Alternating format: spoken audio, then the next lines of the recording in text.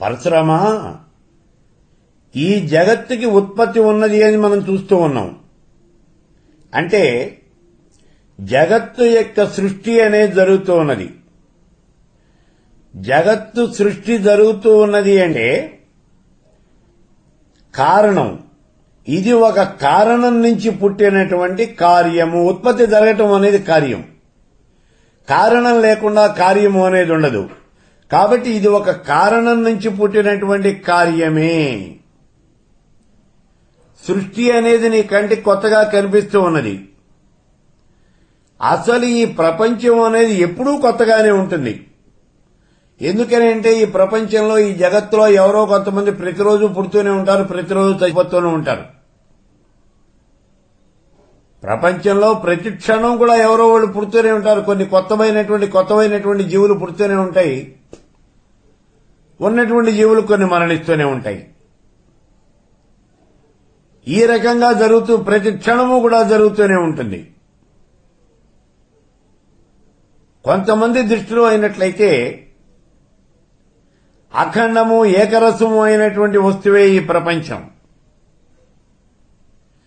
అది ప్రతి క్షణము కూడా కొత్తగా కనిపిస్తుంది కాబట్టి పుడుతూ ఉన్నది అని అంటూ ఉన్నారు. అందుచేత ఈ విజ్ఞానం, మనం ఈ జగత్తుని గురించి చెప్పుకుంటూ ఉన్నాం చూడు, ఈ విజ్ఞానం కన్నా ఇతరమైనటువంటి దృశ్యము అనేది ఏమీ లేదు. ఈ విజ్ఞానంలో ఏ దేశ కాల వస్తువుల యొక్క ఆకారం అనేది ప్రకాశిస్తూ ఉన్నదో ఆ క్షణాలని ఘటక్షణము, పటక్షణము అనే రకరకాల పేర్లతో పిలుస్తారు. ఇక్కడ ఘటక్షణము అంటే ఘటానికి సంబంధించినటువంటిది, పటానికి సంబంధించినటువంటిది. ఘటము అంటే కుండ, పటము అంటే వస్త్రం. ఇక్కడ ఈ ఆధ్యాత్మికమైనటువంటి విషయాలు చెప్పేటప్పుడు ఇవే ఎక్కువ ఉదాహరణగా మనం వాడటం అనేది జరుగుతూ ఉంటుంది. ఘటము అంటే కుండ, పటము అంటే వస్త్రం. ఈ కుండ అనేటటువంటిది మట్టితో తయారు చేయబడుతుంది, వస్త్రము అనేది పత్తితో తయారు చేయబడుతుంది. ప్రస్తుతం వాటి గురించి మనం ఇంకా లోతుగా వెళ్లవలసిన అవసరం లేదు. వీటిని ఇలా రకరకాలైనటువంటి పేర్లతో పిలుస్తారు. వీటిలోనే ఉండేటటువంటి విజ్ఞానము అనేది ఉంది, అది అనంతమైనటువంటిది, సామాన్యమైనటువంటిది కాదు. వీటిల్లో ఉండేటటువంటి విజ్ఞానము అనేది అనంతమైనటువంటిది. కాబట్టి ప్రపంచమంతా విజ్ఞానమేను అని చెప్పేసి విజ్ఞానవాదులు వాదిస్తూ ఉంటారయ్యా. ఈ ప్రపంచం అఖండమైనటువంటి ఒకే క్షణం నుంచి పుట్టింది అని వీళ్ళంతా కూడా చెప్తూ ఉంటారు. ఇక్కడ ఈ జగత్తు అంతా కూడా ఏ రకంగా సృష్టించబడింది అనేటటువంటి విషయాలు అనేక మంది అనేక రకాలుగా చెప్పారు అని జగత్తు యొక్క స్వరూపాన్ని నిర్ణయించడానికి, వివరించడానికి పూనుకుంటూ ఉన్నాడు ఇక్కడ ఈ దత్తాత్రేయుడు. ఈ జగత్తు ఏ రకంగా ఆవిర్భవించింది అనేటటువంటి విషయాన్ని చెప్తూ ఉన్నాడు. జగత్తు యొక్క స్వరూపం చెప్తూ ఉన్నాడు మనకి. అంటే ఇక్కడ ఈ త్రిపుర రహస్యంలో ఈ దత్తాత్రేయుడు దర్శన శాస్త్రం దగ్గరికి వెడుతూ ఉన్నాడు. అందుకే ఈ త్రిపుర రహస్యము అనేటటువంటిది చాలా గొప్పదైనటువంటిది అని చెప్పాను. చాలా చాలా గొప్పదైనటువంటిది. అనేకమైనటువంటి విషయాలు చెబుతుంది, సామాన్యమైనటువంటి విషయాలు కాదు. ఇప్పుడు చూడండి, దర్శన శాస్త్రాన్ని గురించి చెబుతూ ఉన్నది. దర్శన శాస్త్రము అంటే ఏమిటి అసలు? దర్శనము అంటే కళ్ళకు కనిపించేది. జగత్తు యొక్క స్వరూపాన్ని గురించి మన కళ్ళకు కట్టినట్టుగా వివరించేటటువంటి శాస్త్రం ఏదైతే ఉన్నదో దాన్ని మనం దర్శన శాస్త్రము అని అంటూ ఉన్నాం. మన దేశంలో ఈ చరాచర జగత్తు ఏ రకంగా ఆవిర్భవించింది అనేటటువంటి విషయాన్ని అనేక మంది అనేక రకాలుగా చెప్పారు. వాటినే మనం దర్శనాలు అని అంటూ ఉన్నాం. అయితే జగత్తు యొక్క ఆవిర్భావాన్ని గురించి మనవాళ్లే చెప్పారా, ఈ మిగిలినటువంటి వాళ్ళు ఎవరు చెప్పలేదా అని అలా అడగద్దు, అందరూ చెప్పారు. సామాన్యంగా మనం ఏమనుకుంటూ ఉంటామంటే ఈ విషయాలన్నీ ఒక మన దేశంలోనే ఉన్నాయి, ఇతర దేశాల్లో లేవు అనేటటువంటి భావన అనేది ఒకటి ఉంటుంది మనకి. అలా కాదు. మనకి ఏ రకమైనటువంటి నమ్మకాలు ఉన్నాయో, ఏ రకమైనటువంటి అలవాట్లు ఉన్నాయో ఇవన్నీ కూడా ప్రతి చోట ఉంటాయి. ప్రతి చోట ఉంటాయి. లేకపోవటము అనేది ఏముండదు. కాకపోతే ఒక చోట ఎక్కువ, ఇంకో చోట తక్కువ, అంతే. అంతకు తప్పించి ఇంకేం ఉండదు. ఉదాహరణకి మనకి పాశ్చాత్యులు వాళ్ళ యొక్క ఫిలాసఫీలో చెప్పారు చూడండి, ఈ చరాచర జగత్తు అంతా ఏ రకంగా సృష్టించబడింది అంటే అగుగాక అనేటటువంటి పదంతోనే ఈ జగత్తంతా సృష్టించబడింది అన్నాడు. ఎలా సృష్టించబడింది?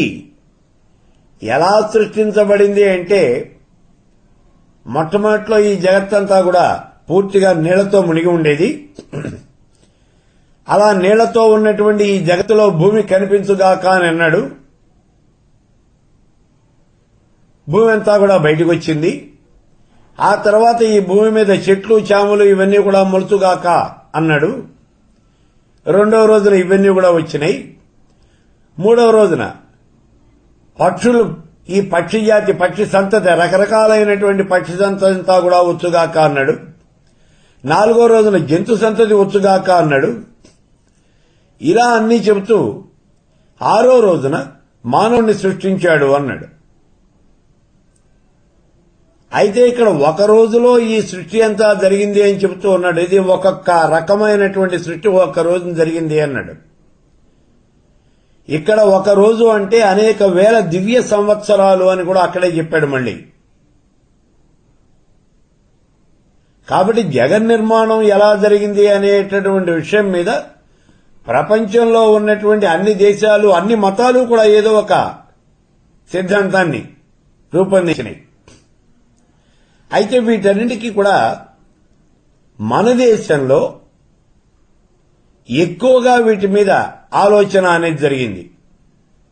అందుకే చెప్పారు చూడండి, ప్రపంచం మొత్తం మీద ఈ ఫిలాసఫీ దీని గురించి గనక ఆలోచించాలి అన్నట్లయితే, ఆధ్యాత్మికమైనటువంటి విషయాల్లో గనక ఆలోచించాలి అన్నట్లయితే ఇండియన్ ఫిలాసఫీనే, అంటే భారతదేశంలో ఉన్నటువంటి ఫిలాసఫీనే చాలా ఎక్కువగా ఉంటుంది, చాలా ఎక్కువ లోతుగా ఉంటుంది అనేటటువంటి విషయాన్ని ప్రపంచం మొత్తం అంగీకరించింది. సరే, ఇప్పుడు మనం ఈ దర్శనాలు చూస్తూ ఉన్నాం కదా. ఈ దర్శనాలు ఇక్కడ మనం చూస్తూ ఉన్నప్పుడు మనకి ప్రముఖమైనటువంటివి 6 దర్శనాలు ఉన్నాయి అనేటటువంటి విషయాన్ని మనం చెప్పుకున్నాం. ఏమిటి ఈ 6 దర్శనాలు అంటే, పాణినిర్జైమినిశ్చేవ వ్యాసస్య కపిలస్య కణాదస్య అక్షపాదస్య దర్శనాన్ని షడైవహి అన్నాడు. అంటే పాణిని, జైమిని, వ్యాసుడు, కపిలుడు, కణాదుడు, అక్షపాదుడు వీళ్ళందరూ రాసినటువంటి 6 దర్శనాలు ఇవే మనకి చాలా గొప్పదైనటువంటి దర్శనాలు అని చెప్పి మనకి ఇక్కడ చెబుతూ ఉన్నారు. ఈ 6 దర్శన శాస్త్రాలే మనకు ఉన్నటువంటి దర్శనాలన్నింటిలోనూ కూడా ఇవే మనకి ముఖ్యమైనటువంటి దర్శనాలు. ఏమిటి ఇక్కడ ఈ 6 దర్శనాలు అని గనక మనం ఒకసారి ఆలోచించినట్లయితే, పాణిని చెప్పినటువంటి అష్టాధ్యాయి అనే ఒక వ్యాకరణ గ్రంథాన్ని రాశాడు. అదే ఆయన యొక్క దర్శనం. ఆ తర్వాత జైమిని రాసినటువంటి దర్శనం, వైశేషికము, న్యాయ దర్శనము, సాంఖ్య దర్శనము, పూర్వమీమాంస, వ్యాసుడు రాసినటువంటి ఉత్తర మీమాంస ఇవన్నీ కూడా మన యొక్క దర్శనాలు. అయితే ఇందులో పాణిని రాసినటువంటి ఈ అష్టాధ్యాయి అనేటటువంటి గ్రంథం కాదు, దాని బదులుగా పతంజలి రాసినటువంటి యోగ శాస్త్రాన్నే దర్శనంగా తీసుకోవాలి అని ఇంకో వాదం ఉంది. వాళ్ళ లెక్క ప్రకారం కపిలస్య కణాదస్య గౌతమస్య పతంజలే వ్యాసస్య జైమినిశ్చాపి ఇవి ఉన్నటువంటి ఈ దర్శనాలు అని. అంటే వ్యాసస్య జైమినేశ్చాపి శాస్త్రాన్యాహు షడేవహి అన్నాడు. ఇవి 6 దర్శనాలు 6. ఈ దర్శనాల్లోనూ వాళ్ళేమో పాణిని అనేవాడు రాసినటువంటి వ్యాకరణము అనేటటువంటిదే దర్శనము అన్నాడు. ఇక్కడేమో దాన్ని తీసేసి పతంజలి రాసినటువంటి యోగ శాస్త్రాన్ని ఒక దర్శనంగా చెప్పుకున్నారు. ఇక్కడ అంతకన్నా ఏం లేదు. అంటే కపిల మహర్షి రాసినటువంటి సాంఖ్యశాస్త్రం, కణాదుడు రాసినటువంటి వైశేషిక దర్శనం, గౌతముడు రాసినటువంటి న్యాయశాస్త్రం, వ్యాసుడు రాసినటువంటి వేదాంత శాస్త్రం, జైమిని రాసినటువంటి పూర్వమీమాంస, ఈ 5 దర్శనాలే.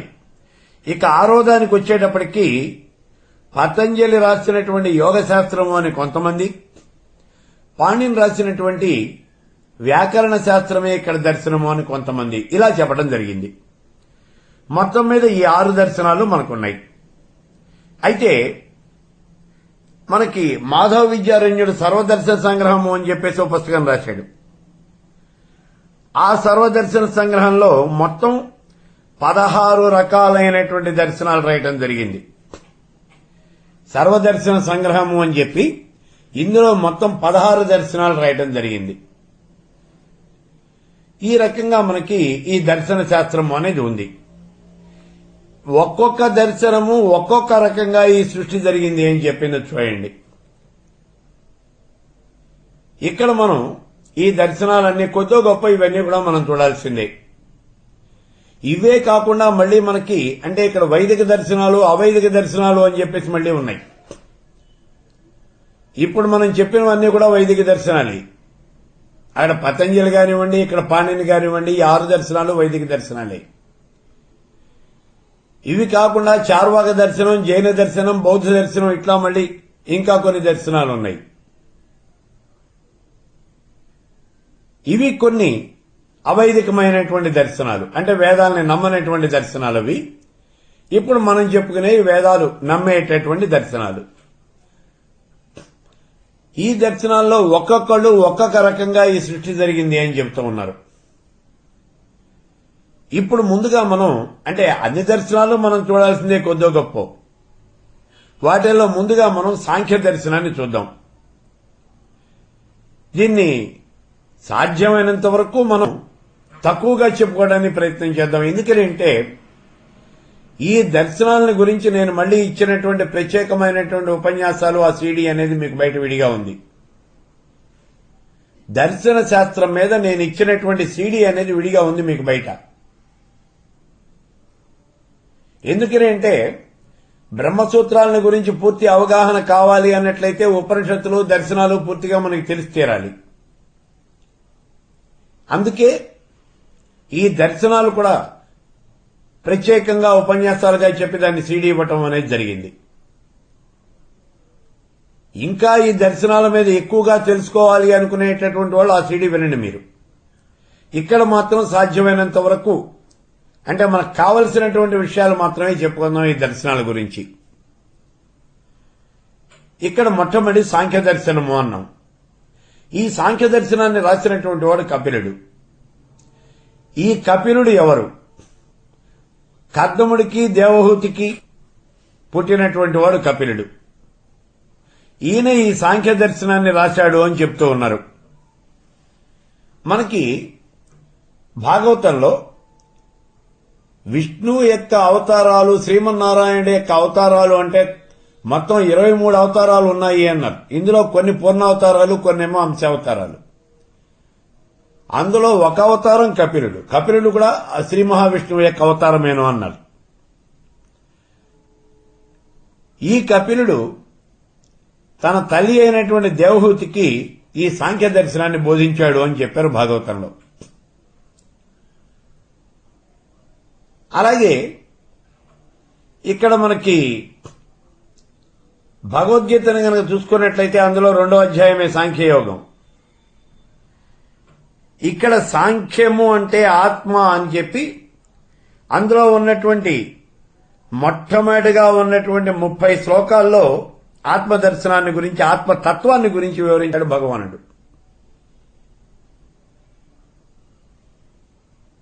ఇక్కడ భాగవతంలో సాంఖ్య దర్శనాన్ని చెప్పినటువంటి కపిలుడు మనకి నిజంగా బయట ఉన్నటువంటి ఈ సాంఖ్య దర్శనం చెప్పినటువంటి కపిలుడు ఇద్దరు కూడా ఒకళ్ళు కాదు, వీళ్ళిద్దరూ వేరు వేరు అని చెప్తూ ఉన్నారు. మనకు ఉన్నటువంటి ఈ వ్యాఖ్యాతలు శంకర భగవత్పాదుల వారు కూడా ఇదే విషయాన్ని చెప్పారు.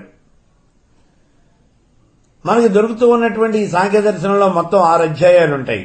ఇందులో 527 సూత్రాలు ఉంటాయి. దీనిలో మొట్టమొదటి అధ్యాయంలో విషయాన్ని ప్రతిపాదిస్తారు. రెండవ అధ్యాయం ప్రకృతి, దాని యొక్క లక్షణాలు నిరూపణ. మూడవ అధ్యాయంలో వైరాగ్యం. నాలుగవ అధ్యాయంలో సాంఖ్య తత్వం, దాన్ని వివరించేటువంటి చిన్న చిన్న కథలన్నీ చెప్పారు. 5వ అధ్యాయంలో విపక్ష ఖండన. 6వ అధ్యాయంలో సిద్ధాంతాలన్నీ కూడా సంక్షిప్తంగా పరిచయం చేయబడ్డాయి. ఇది ఇక్కడ ఉన్నటువంటి ఈ సాంఖ్య దర్శనం అంటే. ఈ సాంఖ్యమతంలోకి వచ్చేప్పటికి శేశ్వరవాదము, నిరీశ్వరవాదము అనేటటువంటి 2 రకాలైనటువంటి వాదనలు ఉన్నాయి.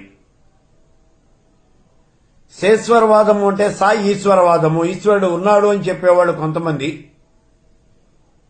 ఈశ్వరుడు లేడు అని చెప్పేటటువంటి వాళ్ళు కొంతమంది. భాగవతంలో చెప్పినటువంటి ఈ కపిలుడు, సాంఖ్యాన్ని చెప్పినటువంటి ఈ కపిలుడు పరమేశ్వర స్వరూపం ఎవరు అంటే శ్రీమన్నారాయణుడేను అని చెప్పాడు. అంటే ఈ శేశ్వరవాదమే పూర్తిగా. అందుకే ఆ కపిలుడు వేరు, ఈ కపిలుడు వేరు అని చెప్పేసి మన వాళ్ళంతా కూడా చెప్తూ ఉంటారు. మరి ఇక్కడ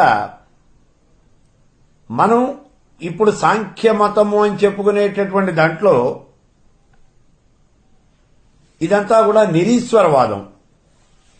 అంటే మొట్టమొదట్లో ఈ సాంఖ్య మతం అంతా కూడా ఈశ్వరుడు లేడు అని చెప్పారు. ఆ తర్వాత ఈశ్వరుడు ఉన్నాడు అని చెప్పేసి తర్వాత వచ్చినటువంటి వాళ్ళు అంగీకరించారు అని చెప్పి మనకి ఈ వ్యాఖ్యాతలంతా కూడా రాస్తూ ఉన్నారు. ఈ పరిశోధనకారులంతా కూడా ఈ విషయాలు చెప్తూ ఉన్నారు.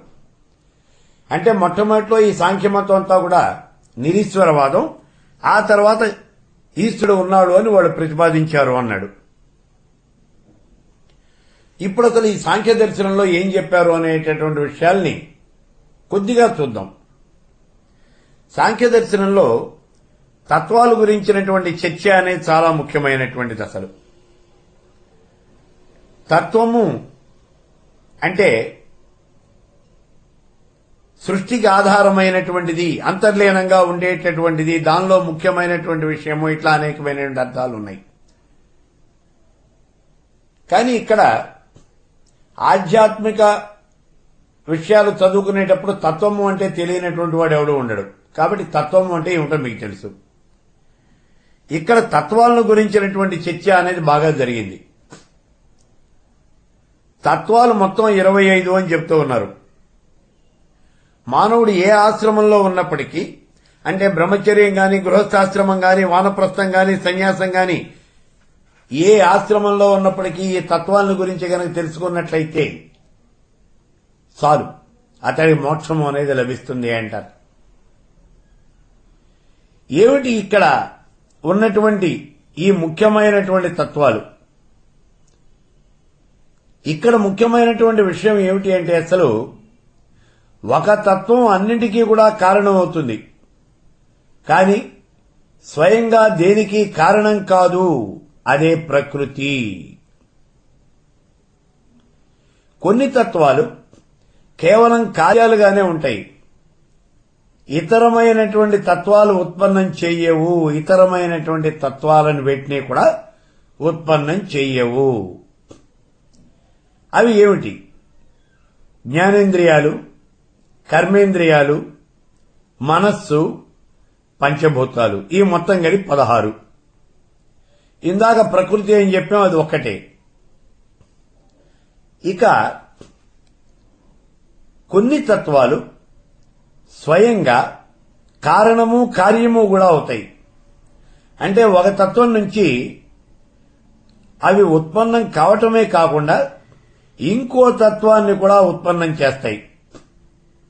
అవి ఏమిటి? మహత్తత్వము, అహంకారము, పంచతన్మాత్రలు.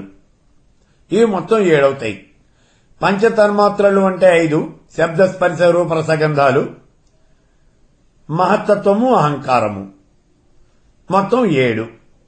ఇప్పుడు చూడండి, ప్రకృతి ఒకటి వచ్చింది.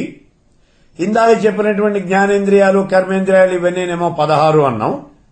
జ్ఞానేంద్రియాలు 5, కర్మేంద్రియాలు 5 10, పంచభూతాలు 5 15, మనస్సు 1 16. ఇప్పుడు మూడవ చెప్పినటువంటిది ఇవి మొత్తం మహత్తత్వము, అహంకారము, పంచతన్మాత్రలు. ఇవి వెరసు 7. 16 7 23 ప్లస్ ప్రకృతి 1 24. ఇంకా కొన్ని తత్వాలు దేనికి కారణము కావు, కార్యము కావు. అది ఏమిటి అంటే పురుషుడు. ఇదే మనకి ఇంకొక తత్వం. చూడండి, ఇప్పుడు 16 1 17 7 24 1 25. మొత్తం తత్వాలు 25. ఈ 25 తత్వములే ఇక్కడ ఉన్నటువంటివి ఏం చెప్తూ ఉన్నాడు. ఈ 25 తత్వాల్లోనూ ప్రకృతి అనేటటువంటిది అవ్యక్తమైనటువంటిది.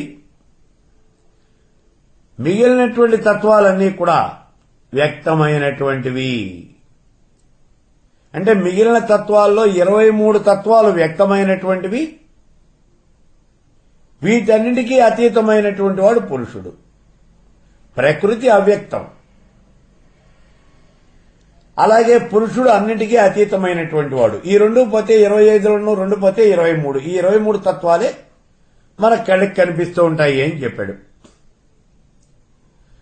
వీటన్నింటినీ గురించినటువంటి వివేకమే మనకి విజ్ఞానము అన్నాడు. ఈ విజ్ఞానం గనక మనకి తెలిసినట్లయితే మనకి మోక్షం వస్తుంది అని చెప్పాడు. ఇది ఇక్కడ చెప్పినటువంటి విషయం. అయితే ఇక్కడ ఏమంటారు అంటే, ప్రతి పదార్థానికి కూడా ఒక ధర్మం అనేది ఉంటుంది. అది నిరంతరము కూడా ఈ ధర్మం అనేది మారుతూ ఉంటుంది. ఒక పదార్థంలో గతంలో ఉన్నటువంటి ధర్మాన్ని తొలగించి ఇంకో ధర్మాన్ని చోటు చేసుకున్నట్లయితే, ఇంకో ధర్మం గనక అక్కడ చేరినట్లయితే అది పరిణామము అనబడుతుంది. ఈ జగత్తంతా కూడా ఇట్లా పరిణామ క్రమంలోనే ఆవిర్భవిస్తూ ఉన్నది అని అంటాడు. మళ్లీ ఈ పరిణామం అనేది 3 రకాలు అని చెప్పేసి వాళ్ళలా దాని గురించి చెప్పుకుని వెళ్ళిపోతూ ఉంటారు. ఇదంతా కూడా ఈ జగత్తు ఏ రకంగా ఆవిర్భవించింది అనేటటువంటి విషయాన్ని చెప్తాడన్నమాట. అయితే సమస్తమైనటువంటి ఈ జగత్తు యొక్క సృష్టికి మూల కారణమైనటువంటి తత్వం ఏమిటి అంటే ప్రకృతి. ఈ చరాచర జగత్తంతా కూడా సృష్టించబడటానికి కారణం ఏమిటి అంటే ప్రకృతి. కొండకి మట్టి ఏ రకంగా అవసరమో, అంటే కొండ తయారు చేయాలంటే మనకు కావలసినటువంటి మూల పదార్థం ఏమిటి అంటే మట్టి.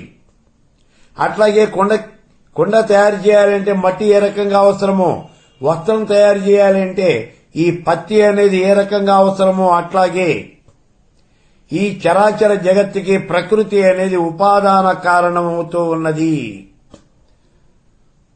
ఉపాదాన కారణము అంటే ముఖ్యమైనటువంటి కారణం, అత్యంత ముఖ్యమైనటువంటి కారణం.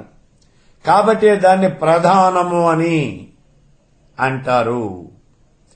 అయితే మరి ప్రకృతి అనేది ఎట్లా ఉంటుంది? సూక్ష్మాతి సూక్ష్మంగా ఉంటుంది. కాబట్టి దాన్ని అవ్యక్తము అని అంటారు. మరి దీన్ని మనం ఎలా తెలుసుకుంటాం ఈ ప్రకృతిని అంటే, ప్రకృతిని తెలుసుకోవాలి అన్నట్లయితే అనుమాన ప్రమాణంతో మాత్రమే ఈ ప్రకృతిని తెలుసుకోవాలి అని చెప్పేసి ఈ సాంఖ్యులు చెప్తూ ఉన్నారు. ఈ ప్రకృతి మహదాదులుగా రూపాంతరం చెందినప్పుడు, అంటే ఈ మహదాదులుగా రూపాంతరం గనక చెందినట్లయితే జగత్తుగా మారిపోతుంది. అవ్యక్తము, మహత్తత్వము, అహంకారం కదా మనకున్నటువంటిది.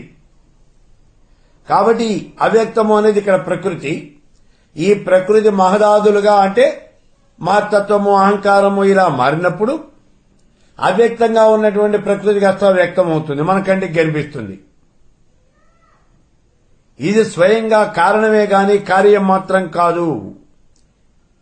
ఇది అనాది అయినటువంటిది. అంటే సృష్టికి ఎలా ఆది అయిందో అలాగే ప్రళయానికి కూడా చిట్ట చివరి అధిష్టానమై ఉన్నది అని ఈ రకంగా వీళ్ళు ఈ ప్రకృతిని గురించి ఇందులో వివరించడం అనేది జరిగింది. సాంఖ్య దర్శనం ప్రకారం పురుషుడు అనేటటువంటి వాడు అంటే పరమేశ్వర స్వరూపం, ఇది కూడా ఇక్కడ ఒక తత్వం. ఈ పురుషుడు అనబడేటటువంటి వాడే ఆత్మ. పురుషుడి యొక్క అస్తిత్వం మీద అనుమానము అనేది ఏమాత్రం కూడా లేదు. నేనున్నాను, ఇది నాది, ఇటువంటి భావం మనకి సహజమైనటువంటిది. ఇది అనుభవంతో కూడి ఉన్నటువంటిది. దీన్ని నిరూపించడానికి వేరే ప్రమాణము అనేటటువంటిది ఏది కూడా అవసరము అనేది లేదు. నేనున్నాను అనేటటువంటి మాటని ఎవరూ కూడా కాదనరు. కాబట్టి ఆత్మ లేదా పురుషుడు స్వత ప్రమాణం కలిగినటువంటి వాడు అని అంటారు వాళ్ళు. ఇతడు స్వయం సిద్ధుడు. ఇలా ఈ పురుషుని గురించినటువంటి విషయాలన్నీ కూడా ఇందులో చెప్పారు. ఇక సృష్టి ఏ రకంగా జరిగింది అనేటటువంటి విషయాన్ని చెప్తూ ఉన్నప్పుడు ఈ సాంఖ్యులు అంటారు, పురుషుడు అనేటటువంటి వాడు చైతన్యం, ప్రకృతి ఏమో జడం. ఈ రెండు విడివిడిగా ఉన్నట్లయితే సృష్టి అనేవి చేయలేవు. కానీ ఈ రెండు కలిస్తేనే సృష్టి అనేది జరుగుతుంది. ఇటువంటి సమయంలో ఈ రెండింటికి సంయోగం అనేది అసలు ఎలా జరుగుతుంది? ఇది ఇక్కడ వచ్చే ప్రశ్న. ప్రకృతి వేరు, పురుషుడు వేరు, ఈ రెండు కలిస్తేనే సృష్టి అనేది జరుగుతుంది. మరి ఈ రెండింటికి కలయిక అనేది ఎలా వస్తుంది అసలు? దీనికి సమాధానం చెప్పారు వాళ్ళు. ఏమిటి అంటే ఇనుప ముక్క, సూదంటి రాయి అంటే అయస్కాంతం. ఈ ఇనుప ముక్క గాని సూదంటి రాయి గాని ఈ రెండు కూడా విడివిడిగా ప్రత్యేకమైనటువంటి గుణాలు కలిగి ఉంటాయి. కానీ వీటిల్లో ఉన్నటువంటి విషయం ఏమిటి అంటే ఒకదాన్ని ఒకటి ఆకర్షించుకుంటాయి. సూదంటి రాయి అంటే ఈ అయస్కాంతం దగ్గరికి రాగానే ఇనుప ముక్కలో చలనం కలుగుతుంది. ఈ ఇనుప ముక్క కాస్త వెళ్లిపోయి అయస్కాంతానికి అంటుకుపోతుంది. అట్లాగే పురుషుని సాన్నిధ్యం మాత్రం చేతనే ఈ ప్రకృతి అనేది వికారం పొంది మహదాదులుగా మారిపోతుంది అని అంటూ ఉన్నారంటే సృష్టి జరుగుతుందన్నమాట. ప్రకృతి పురుషుడు ఎప్పుడైతే ఒక చోటికి వచ్చారో అప్పుడు ఈ ప్రకృతి కాస్త రూపాంతరం చెంది మహదాదులుగా మారిపోతుంది, వ్యక్త రూపంలోకి వచ్చేస్తుంది అంటే సృష్టి జరుగుతుంది. మరి ఈ సంబంధం వల్ల ఇది ఈ ప్రకృతి పురుషుడు వీళ్ళిద్దరూ కలయిక. ఈ సంబంధం ఉన్నదే, ఈ సంబంధం వల్ల ప్రయోజనం ఏమిటి అనేటటువంటి వివరించడానికి కుంటివాడు గుడ్డివాడు వీళ్ళిద్దరి కథ చెప్పారు ఇక్కడ. కుంటివాడికేమో దారి కనిపిస్తుంది, గుడ్డివాడికేమో దారి కనిపించదు. అయితే గుడ్డివాడు నడవగలుగుతాడు, కుంటివాడు నడవలేడు. ఇప్పుడు వీళ్ళిద్దరూ ఒక అవగాహనకు వచ్చారు. కుంటివాడు గుడ్డివాడి యొక్క భుజాల మీద ఎక్కాడు. పైన కూర్చున్నటువంటి కుంటివాడు దారి చూపిస్తూ ఉన్నాడు, గుడ్డివాడు నడుస్తూ ఉన్నాడు.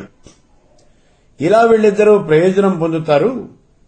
అలాగే ఇరువురికి కూడా పరస్పర ఆపేక్ష అనేది కలిగితేనే వాళ్ళ యొక్క ప్రయోజనం నెరవేరుతుంది. ఇదే విధంగా క్రియాశీలత కలిగినటువంటి జడమైనటువంటి ప్రకృతి, క్రియాశీలత లేనటువంటి చైతన్యం కలిగినటువంటి పురుషుడు,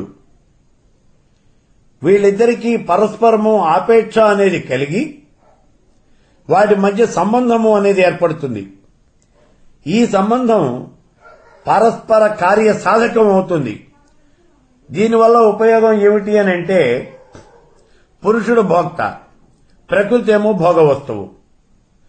ప్రకృతి పురుషుడికి దర్శన రూపమైనటువంటి భోగాన్ని ఇస్తుంది.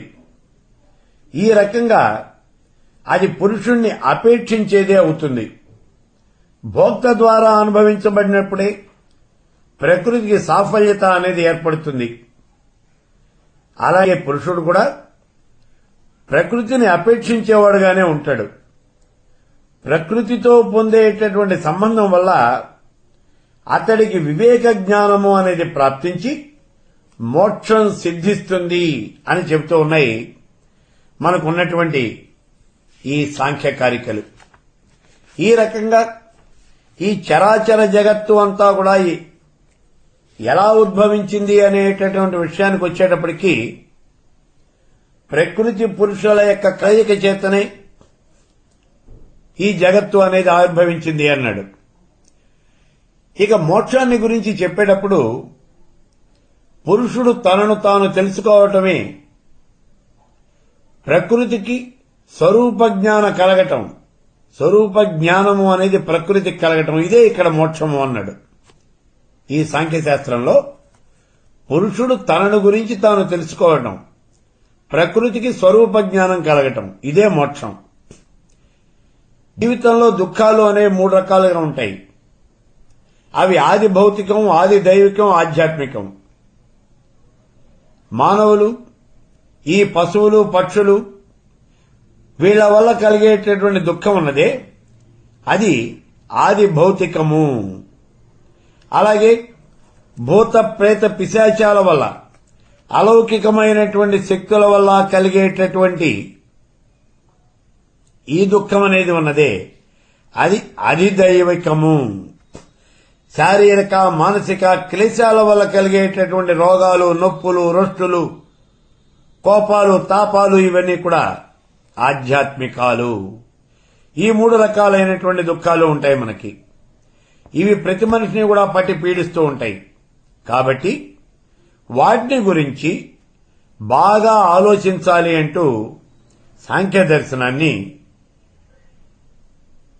వాళ్ళు పూర్తిగా వివరించారు.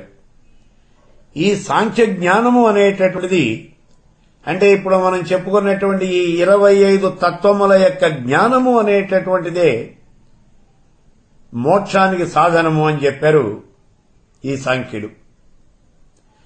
ఇక వీళ్ళు వీటిల్లో వైదిక కర్మల వల్ల మోక్షం రాదు, యజ్ఞయాగాదుల వల్ల మోక్షం రాదు, పశుహింస చేయకూడదు, ఇవన్నీ అనేకమైనటువంటి విషయాలు చెప్పారనుకోండి, ఇవన్నీ కూడా మనకు అప్రస్తుతం. అయితే ఇక్కడ మోక్షము అంటే పురుషుడు తనను గురించి తాను తెలుసుకోవటమే మోక్షము.